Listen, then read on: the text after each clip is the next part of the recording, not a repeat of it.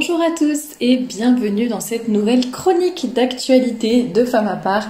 Chronique qui aujourd'hui va être consacrée à la thématique du vêtement, puisque c'est le sujet que nous abordons spécialement en ce mois de novembre. Pour rappel, avec l'axe du vêtement vrai, du vêtement bon, du vêtement beau. Nous allons donc parler du vêtement sous toutes ses formes, j'allais dire. Et l'idée est de voir aujourd'hui comment ce vêtement est présenté dans l'actualité, quels sont un petit peu les débats que l'on peut voir à l'heure actuelle sur le vêtement de la femme et comment y répondre. Alors selon les sujets, je ne donnerai pas toujours de réponse toute faite, figée, concrète, etc. Mais pour moi, c'est plus l'occasion en fait de vous donner des pistes de réflexion et de vous apprendre à voir l'actualité avec un œil critique. Je sais que parfois, à force d'être noyé d'informations ou alors de voir toujours la même chose, on finit par ne plus voir justement ce qui est sous nos yeux. Et puis sinon, parfois, tout simplement, on a du mal un petit peu à prendre du recul. Ou alors dans certains débats d'actualité, notamment par exemple sur l'abaya, il y a des personnes qui ont des opinions très précises, très arrêtées, etc. Mais vous allez voir que parfois le débat est un petit peu plus compliqué que cela.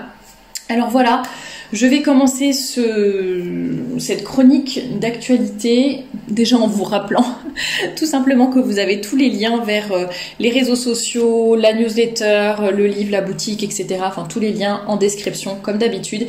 Vous êtes nombreuses à me poser des questions dont la réponse se trouve déjà sur le blog, où vous me posez des questions dont j'ai déjà donné 3 fois la réponse sur Instagram, dans la newsletter, etc. Alors je sais que tout le monde n'est pas sur les réseaux sociaux, pas de problème. Si vous n'aimez pas être sur les réseaux sociaux, il y a un canal par lequel vous pouvez avoir mes actualités résumées une fois par semaine, chaque dimanche, gratuitement. C'est tout simplement à travers la newsletter. Le lien pour vous inscrire est dans la description. Il y a à la fois un récapitulatif de la semaine, les informations importantes que je mets là-bas et également du contenu exclusif. Donc si vous n'aimez pas être sur les réseaux sociaux, eh bien je vous encourage à vous abonner à cette newsletter et ça m'évitera aussi de répéter 14 fois les mêmes choses. Voilà. Pour commencer donc cette chronique d'actualité, je voulais vous parler de cet article de Vogue par rapport à la façon de s'habiller de Kate Middleton, donc, qui est donc la princesse de Galles, qui jusqu'à présent effectivement, enfin qui jusqu'à présent, non, disons que sur la dernière dizaine d'années, les 10 dernières années où on la voit s'habiller, il y a eu évidemment des changements, des évolutions, etc. dans son style vestimentaire. Et là, depuis son retour de vacances, donc à peu près depuis le mois de septembre, on voit quand même un changement assez radical dans sa façon de s'habiller. Et elle, qui auparavant était très très très souvent en jupe ou en robe, apparaît maintenant quasiment tout le temps dans des tailleurs, dans des pantalons, etc. Donc évidemment, moi je suis un petit peu déçue parce que j'aimais beaucoup admirer ses tenues, ses robes, etc. Elle s'habillait toujours avec beaucoup de goût, d'élégance, de féminité. Elle était la plupart du temps aussi un exemple sur le fait qu'en fait on peut s'habiller de façon décente tout en étant féminine, moderne, etc. Mais c'est pas grave, il y a d'autres modèles et d'autres personnes dont on peut s'inspirer. Je vous mettrai le lien de l'article de Vogue, comme ça vous pourrez voir un petit peu ces dernières tenues. Et c'est vrai que elle s'habille quasiment tout le temps en tailleur, donc veste et pantalon assortis, mais est bien évidemment issue de la garde-robe masculine. Alors non, elle n'a pas acheté ça dans des rayons masculins, mais en tout cas ce sont des vêtements qui de base le pantalon de toute façon appartiennent à la garde-robe masculine. Et en fait l'analyse de Vogue, c'est que Kate Middleton a décidé à travers ses vêtements, disons que c'est un choix qui s'appelle le power dressing féminin, dans le sens où certaines femmes, pour asseoir leur autorité, pour montrer leur sérieux, leur maturité, etc., vont décider d'adopter ce genre de vêtements issus de la garde-robe masculine, donc pour paraître plus sérieuse, plus crédible, plus autoritaire, enfin pas plus autoritaire, mais plus porteur d'autorité, etc. Et donc visiblement c'est le choix qu'aurait fait Kate Middleton en s'habillant avec tous ces tailleurs depuis la rentrée de septembre. Et qu'est-ce que ça nous inspire, enfin quelle réflexion ça peut nous inspirer, quelle réflexion je voulais partager avec vous par rapport à ce changement vestimentaire. Je n'ai rien contre Kate Middleton, c'est pas comme si c'était elle qui détenait toutes les lois du vêtement, de la mode, ni quoi que ce soit, mais c'est un exemple que je prends pour faire cette analyse. Déjà, je trouve ça assez triste que les femmes pensent que pour être prise au sérieux ou pour faire preuve d'autorité, etc., qu'il faille qu'elle s'habille avec des vêtements tirés de la garde-robe masculine. Et d'ailleurs, ça devrait les faire réfléchir parce qu'on dit tout le temps les femmes fortes, les femmes indépendantes, il n'y a pas que les hommes qui sont faits pour gouverner, les hommes ne sont pas supérieurs, blablabla. Par contre, quand on veut montrer qu'on a de l'autorité et montrer qu'on a de l'importance, etc., d'un coup, on pioche dans la garde-robe masculine et on s'approche de plus en plus du style masculin. Donc déjà, je trouve que c'est assez paradoxal, donc je vous laisse réfléchir là-dessus et je trouve qu'on peut être vraiment tout à fait prise au sérieux et même quand on a un haut grade, un haut rang dans la société, un haut grade dans votre travail, etc., etc., je pense qu'on peut tout à fait être prise au sérieux avec des vêtements alors je vais pas dire lambda, mais je sais que dans ma boîte, bon, c'est un assez gros groupe qui pèse quand même plusieurs milliards et je sais que la grande PDG qui est je vais pas dire sa nationalité, mais bon, bref, elle est toujours habillée. Alors c'est vrai que bon, parfois elle a quand même évidemment des pantalons, etc. Mais elle se met très souvent en jupe et elle a beau peser des milliards et voyager en jet privé, eh bien, elle est très souvent en vêtements qui, en tout cas d'apparence, sont assez simples. Je veux dire, vous voyez, elle va pas afficher des logos, des marques, etc. Et je pense qu'on peut tout à fait rester féminine. Alors après, il y a certains codes, bien évidemment. Vous ne pouvez certainement pas vous habiller de la même façon si vous êtes directrice d'une grande agence de publicité et si vous êtes à la tête, je sais pas, d'une entreprise du CAC 40 ou quoi que ce soit. Moi, je le vois bien entre moi et mes collègues, moi qui suis plutôt dans les petites tâches logistiques, etc. Et voilà, mes collègues chefs de produits ou autres qui vont vraiment être en première ligne par rapport aux clients. Moi, je sais que j'ai une énorme liberté dans ma façon de m'habiller. Je peux vraiment faire ce que je veux. Eux, par exemple, dès qu'il y a une réunion, quelque chose de très important, etc. Voilà, tout le monde se met en noir et blanc, tout le monde se met en veste, en cravate, en costume pour les hommes, etc. Les femmes vont pas être en petite robe fleurie, par exemple. Alors que moi, avec mon poste, je peux totalement me le permettre, même pour des grandes réunions. Donc voilà, en tout cas, je trouve que c'est intéressant de réfléchir à cet impact du vêtement sur les autres, le choix que l'on fait pour avoir un certain impact sur les autres et vous montrer que le vêtement est éminemment politique, social, que le vêtement porte un message, hein, c'est ce que nous voyons pendant tout ce mois de novembre. On ne peut pas nier le fait que qu'on le veuille ou non, nos vêtements fassent passer un message. Et en tout cas, mesdames, le message que moi je vous fais passer aujourd'hui, c'est vous n'avez pas besoin de piocher dans la garde-robe masculine pour avoir un impact, pour faire la différence, pour être prise au sérieux, etc. Bien sûr, il y aura des choix à faire, certainement de couleurs, d'imprimés, de longueur peut-être, de coupe, etc. Bien évidemment, on met pas une petite robe de plage, par exemple, pour aller au bureau ou en entretien d'embauche ou je ne sais quoi. Mais en tout cas, vous pouvez totalement être féminine. Et si les femmes ont autant d'autorité naturelle que les hommes comme elles le prétendent, eh bien pourquoi auraient-elles besoin de mettre des vêtements masculins pour paraître plus autoritaire? On se le demande, je vous laisse y réfléchir. Autre actualité, où est-ce que j'ai vu ça? Voilà, que la cravate revenait à la mode comme accessoire vedette de l'automne, d'après un site d'après une journaliste mode. Voilà le mot que je cherchais. Donc cet accessoire star des années 2000 est de retour. Donc voilà, là, il cite plusieurs célébrités qui font ça. Et voilà, glam chic, working girl, school girl strict ou garçon manqué, jouez avec les styles et changez la couleur de votre cravate en fonction de votre humeur. Depuis quelques années maintenant, la cravate se veut colorée et non genrée. Qu'elle soit nouée autour du cou ou de la taille, elle casse les codes. Découvrez une courte sélection de cravates pour pimper vos looks de fin d'année. Le nombre de mots anglais à la ligne est assez impressionnant.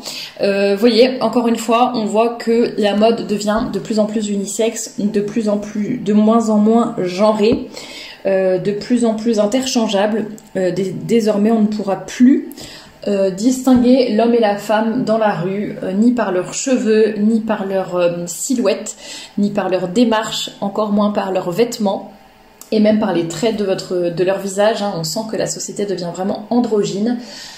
C'est évidemment très très dangereux, que ce soit pour les enfants qui ont besoin de se construire avec des identités sexuelles bien précises.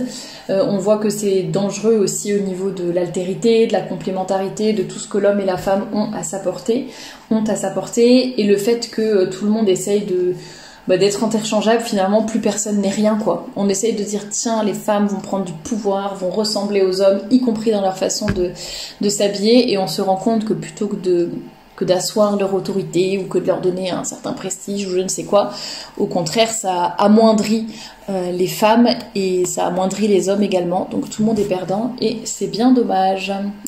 Autre actualité, j'avais tellement rigolé en lisant ça, bon c'était mi-septembre mais c'est pas grave, un homme qui s'est invité à la Fashion Week de New York, donc à la semaine de la mode à New York. En fait il s'est habillé avec un sac poubelle et il a défilé, alors je ne sais plus quel était le créateur qui était en train de présenter, mais bon, en tout cas, il a commencé à défiler comme si de rien n'était sur le podium. Il avait une Charlotte de douche, trop marrant, j'avais pas remarqué. Donc il est en short, en basket, chaussettes, une espèce de Bermuda rose, et ensuite une Charlotte de douche, et ensuite un sac poubelle transparent sur lui, qui lui sert un peu comme de tunique. Et lui, il défile comme si de rien n'était, et en fait personne ne remarque rien. Les gens continuent de prendre des photos, d'applaudir, etc. Et à la fin, il se fait quand même tacler par un vigile qui savait qu'il n'avait rien à faire là. Et en fait, ce que je trouve hyper drôle, c'est que les gens ne remarquent pas. Ce qui est moins drôle par contre, c'est que c'est toutes ces horreurs qu'on voit sur les podiums, sur les défilés, des choses qui sont importables. Et puis même si par exemple on se disait mais tiens, les défilés de mode c'est pas forcément pour proposer des vêtements qu'on peut porter au quotidien, c'est plus pour inspirer, pour montrer les grandes tendances, pour voilà, d'une certaine façon montrer ce qu'on est capable de faire en couture, etc. Bon ok, on peut pas le porter tous les jours, mais c'est pas grave, c'est des exemples, c'est des modèles, etc. Moi je me dis mais ça me dérangerait pas comme concept, voilà, c'est pas forcément des choses qu'on peut porter, mais pourquoi pas, ça nous inspire, etc. Sauf qu'en fait, là, c'est moche, quoi. En fait, on se rend compte que tout est fait pour montrer de la laideur. Et donc ça, premièrement, c'est assez grave. Comme on va le voir, un vêtement beau, c'est vraiment super important. Et la beauté en général, je pense que j'en ferai aussi une thématique mensuelle vraiment à part entière sur la beauté. Il y a tellement de choses à dire. Et deuxième chose, on voit que c'est vraiment du snobisme aussi. C'est un peu comme l'art, entre guillemets, avec des guillemets, l'art contemporain, où on ne sait plus ce que c'est, ce qui se passe, c'est laid, ça n'a aucun sens, ça ne ressemble à rien, et pourtant tout le monde paye des millions pour ça et reste en extasie à dire qu'est-ce que c'est, oui, on sent que l'artiste a voulu représenter nanana, enfin bon, c'est ce que j'appelle du snobisme. Voilà pour, je vous mettrai le lien de l'article avec la vidéo du défilé. Voilà ce qu'on pouvait voir encore à l'heure actuelle par rapport à la mode, très glorieux, n'est-ce pas?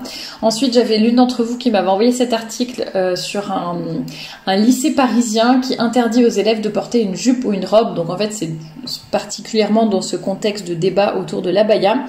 Et pour éviter les problèmes, éviter les soucis liés aux tenues des élèves que l'on connaît chaque année, ils ne veulent pas non plus imposer un uniforme, mais c'est ce qu'on appelle une tenue uniformisée, c'est entre les deux selon eux. Nous avons choisi le pantalon pour tous car la grande majorité de nos élèves filles le portent quotidiennement. Donc voilà, pour eux c'était l'occasion un peu d'uniformiser mais sans imposer des choses très précises non plus. Et interdiction de porter une jupe ou une robe. Je trouve ça assez triste et je ne vois pas d'ailleurs pourquoi on ne pourrait pas faire un uniforme pour les filles, un uniforme pour les garçons, enfin un uniforme, une tenue uniformisée. Je pense que ça serait tout à fait possible, tout à fait logique. Dans la plupart des écoles, d'ailleurs, c'est ce que l'on voit en Espagne, au Royaume-Uni, etc. En général, c'est vraiment l'uniforme distingue les filles et les garçons, même si parfois c'est le même pull, la même cravate, par exemple, mais les filles sont en jupe et les garçons sont en pantalon. En tout cas, c'est tout à fait possible, c'est pas du tout délirant de faire cela, et je trouve ça un petit peu dommage que ce lycée ait choisi de faire ça, mais ça me permet de faire la transition sur toute cette polémique autour de l'abaya, qui est donc une grande robe / tunique, enfin très ample, portée par les musulmanes, et il y a beaucoup de débats sur le fait, est-ce qu'on doit l'interdire ? Il y en a beaucoup qui vont dire, notamment chez les catholiques, bien sûr il faut l'interdire, c'est une tenue musulmane, etc., etc. Ça s'impose un peu comme le voile, etc. Ça s'impose partout, ça nous envahit, bien sûr il faut l'interdire. Pardon, bien sûr il faut l'interdire, il faut légiférer, etc. Il y en a qui vont dire que non, on est chacun libre de porter ce que l'on veut, que l'abaya n'est pas si choquante. D'ailleurs, il y a beaucoup de lycées ou de collèges qui ont du mal à faire la distinction, parce qu'il y a des filles qui portent des jupes maxi, par exemple, et qui sont assez décentes, avec des manches longues ou je ne sais quoi. Et donc, il y en a qui trouvent que ça ressemble trop à l'abaya, que c'est une manière de le détourner. Enfin, vous voyez, c'est un peu impossible. Donc, réfléchissons à cela ensemble. Est-ce qu'on doit légiférer sur les vêtements que portent les gens ? Est-ce que par exemple, je sais pas, si on avait un chef d'État, quel qu'il soit, catholique, qui revenait au pouvoir, voilà, qui essayait de réinstaurer une bonne morale, des bonnes mœurs, etc. Est-ce qu'il aurait intérêt ou le droit, enfin est-ce que ça serait légitime d'interdire tel ou tel vêtement, d'imposer la décence à tout le monde, de même qu'il y a des péchés, enfin oui c'est aussi des péchés, mais des lois contre l'exhibitionnisme, etc. Est-ce qu'on pourrait pas faire des lois pour la décence? D'ailleurs il y a beaucoup de pays musulmans notamment qui imposent un certain nombre de règles, donc je veux dire c'est faisable techniquement parlant. Après, est-ce que ça serait des questions de centimètres, par exemple, à quel point c'est moulant ou c'est pas moulant? Parfois, la limite est difficile à savoir. Donc, est-ce que ça serait complètement faisable ou pas? Ensuite, est-ce qu'on a tout intérêt à légiférer ou pas sur ces vêtements-là?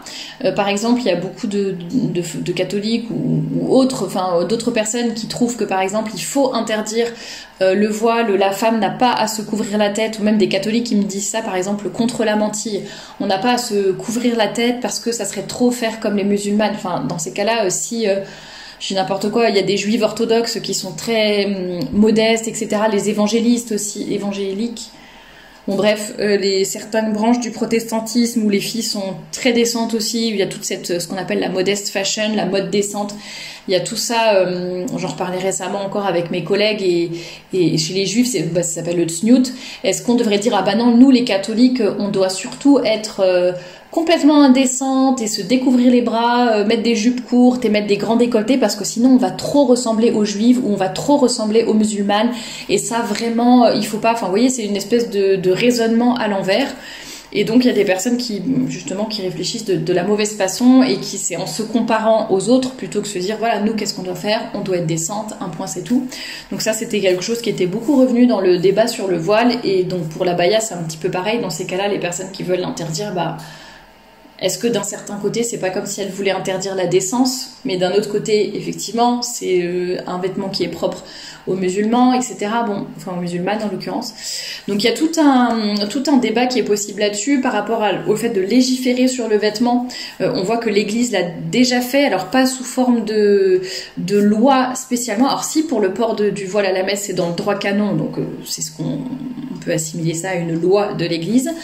Par contre, il me semble que pour les vêtements, c'est pas quelque chose qui est écrit dans le droit canon. En revanche, il y a énormément de saints, de prêtres, de papes, on le voit dans la Bible, etc. Enfin, il y a énormément de textes qui ont déjà été écrits par des personnes d'autorité sur la modestie, la décence féminine, sans donner sauf une fois, mais mis à part une fois, dans les années 1950, je crois, il n'y a jamais eu de règles complètement précises en termes de centimètres, de couleurs, de je ne sais pas quoi. Donc il y a juste ce texte du vicaire de je ne sais plus quel pape, je ne sais pas si c'est Pie XII ou pas, ou avant, qui parlait justement mais le texte est sur le blog, vous le retrouverez facilement, qui parlait des manches qui descendent jusqu'au coude, des genoux qui doivent être couverts et des 2 doigts du décolleté, etc. Bref, tout ça pour dire que voilà, c'est faisable aussi de donner des indications précises en termes de vêtements. Mais vous voyez, le sujet n'est pas si facile que ça, je trouve, parce qu'il y a beaucoup de choses qui sont confondues. Parfois, on se définit par rapport à d'autres religions. Parfois, on se dit c'est de la liberté de chacun. Si l'État commence à légiférer dans des choses, légiférer de façon très précise, très drastique, etc., sur des choses aussi précises, est-ce que c'est vraiment bon? Est-ce qu'on va pas perdre nos libertés les plus fondamentales aussi? En même temps, est-ce qu'on a le droit d'être libre au point de se trimballer à moitié nu ou très très mal habillé dans la rue? Bon, vous voyez, moi, c'est des choses auxquelles je réfléchis. J'ai vraiment pas du tout